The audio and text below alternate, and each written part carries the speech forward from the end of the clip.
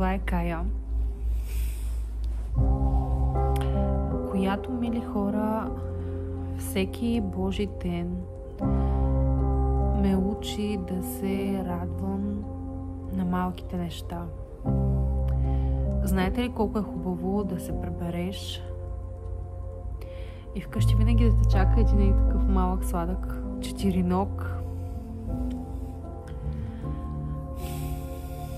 който не се интересува от това кой си, какъв си, а само единствено от това да го обичаш. Тя ме научи да се радвам на истински малките неща в живота, защото в един момент осъзнаваш, че няма нищо по-хубаво от една кучешка целувка,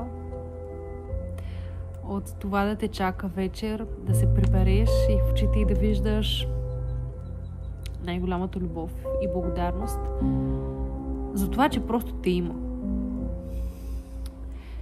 И нейната любов ми напомня колко е важно да оценяваме малките неща в живота, защото в тях се състои същината на живота. Така вярвам. По тази причина създадох първата ми стихосбирка. Тя се казва Осъзнаване.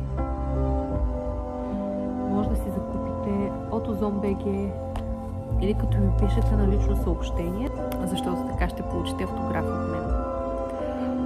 Благодаря ви за вниманието. Надявам се да бъдете все по-осъзнати и благодарни на живота.